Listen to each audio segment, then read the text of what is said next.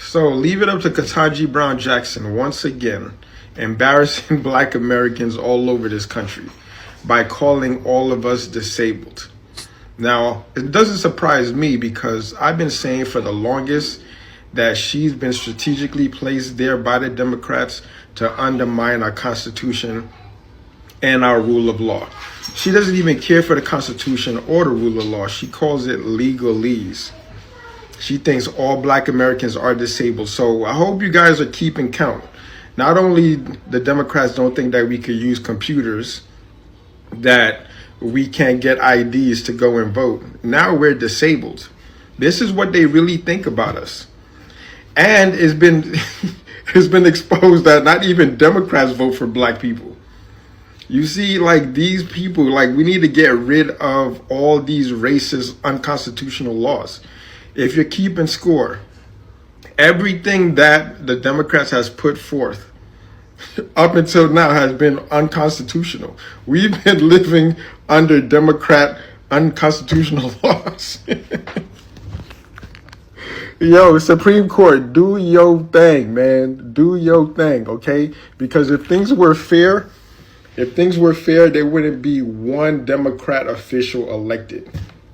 And hopefully we can right this ship, man, because they are systematically trying to destroy this country. We can't stand for it. What's going on, everybody? Welcome back to the channel. It's your brother Wise. I appreciate you guys pulling up. And this brother's absolutely right, man. The Democrats are showing us exactly who they are, and they're actually showing us what they really think about black people.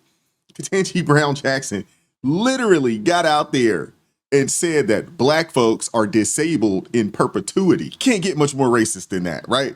You can't get much more racist than that. That's the Democrat Party for you. The Democratic Party has always looked at black people as their slaves in perpetuity. And because they've looked at black people as their slaves, they feel like they have the right to tell black folks what to think, who to vote for, how to live, how to move, what movements they should be a part of, so forth and so on. And I'm glad that people like Clarence Thomas is shutting it down. People like this brother and so many other brothers and sisters out there are waking up and realizing that, hey, the Democrat Party is a net negative for black Americans, but in all actuality, they are a net negative for the United States of America in whole. Let's just call it what it is. I got a couple clips I want to share with you guys. We're going to start with Representative Wesley Hunt, one of my favorite representatives. I can't say he is my favorite, but one of my favorite representatives, and hopefully future Senator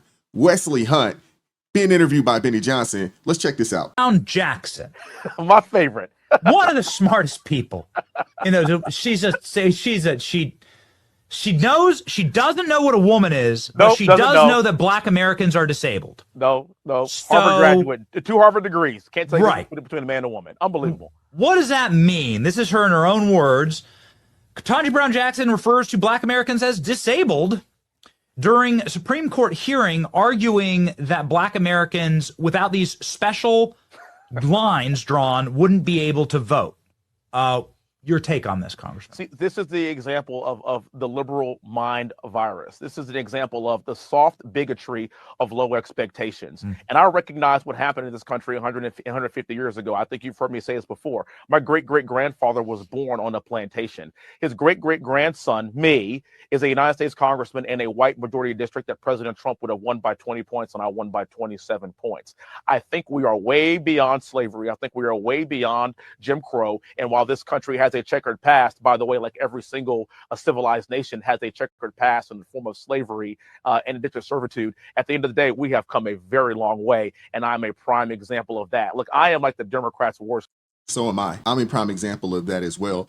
And I would say that similar situation. Great-great-great-grandparents can be found on plantations in South Carolina and Alabama and down in Georgia. And here I sit today, you know, a college educated individual with an independent platform, speaking to you guys. My sister is a college educated individual. My little brother is a college educated individual, doing very well. Homeowners, doing very well. The American dream is alive and well for those that want to work it. nightmare. I want to be here because I don't want to be judged not by the color of my skin, but by the content of my character. And that's why I get to be a congressman in a white majority district. And quite frankly, as a Republican, nobody really cares what I look like. They care about how I'm going to vote. They care about securing the border. They care about our economy. Here in Texas, they care about the oil and gas industry. And how you look has absolutely nothing to do with it. And what I cannot stand about liberals is they think that black and brown people are too stupid to get an ID to vote. They think that black and brown people are simply going to vote Democrat because that's how we've done for the past few decades. And they don't realize that they are hemorrhaging black men because 1 in 3 black men in this last election voted for President Trump.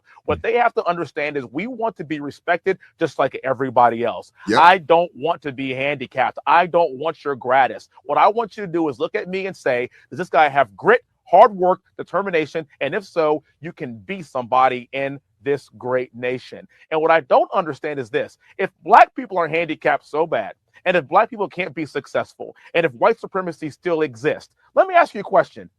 How did I get here? Why do I exist?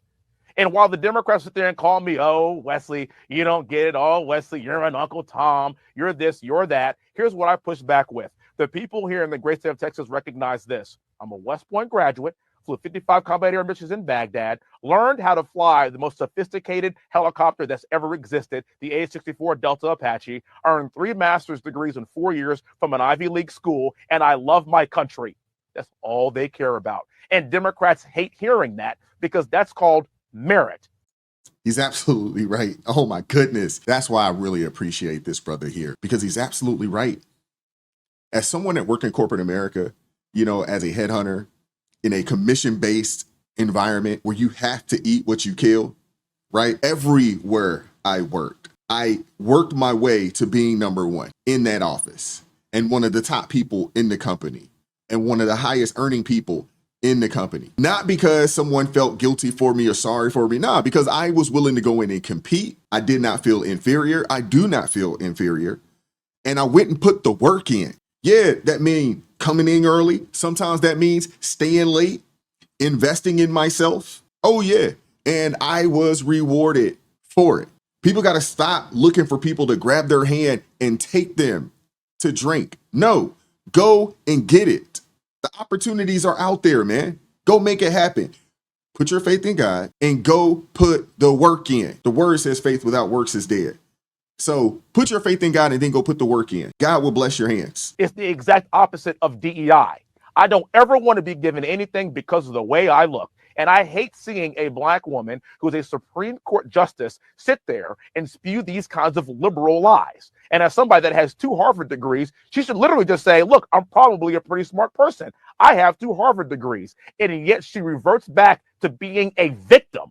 As a Supreme Court justice, she is still a victim. Last I checked, there are a lot of white people that are not Supreme Court justices. I say, let's get over it. Let's get in this boat together. Let's start rowing in the right direction. And let's talk about what it means to be an American. I love it. And I'm in 1000% agreement with this brother. I am. And he's absolutely right. Get off of this victim mentality, man. And honestly, man, run away from the Democratic plantation. They don't mean you any good. They don't. There are plenty opportunities out there. And the reality of it is, here in America, 83% of black people in America are in the middle class, lower or higher. And the 17% of people that, you know, are at or below the poverty line are single parents, or they've caught a charge and they're felons of some sort. And there's still a plethora of felons that have put the work in, started businesses, you know what I'm saying, got in the industries, and they've turned their lives around. So it's not about how much melanin you have. It's really about your work ethic and your mindset. That's really what this is about. If you're a victim, you are a victim. If you feel like you're oppressed, you are oppressed, because as a man thinketh, so is he. But I appreciate what the brother Wesley Hunt had to say here, man. I really do. I want to hear from you guys in the comment section. What are your thoughts? Like, share, subscribe, turn the notifications on to all so you never miss an upload. Consider joining the ARP family or buy your brother a coffee. That link's in the description box below. I appreciate the love, support. Join us tomorrow, 9:30 a.m. Eastern Standard Time for ARP in the morning. And as always, keep God first, stay prayed up. We'll catch up with you all next time. Peace. We won't stop. I won't quit. no counterfeit. Real ones rise, let the fake ones split. Repent for the lies, let the darkness live.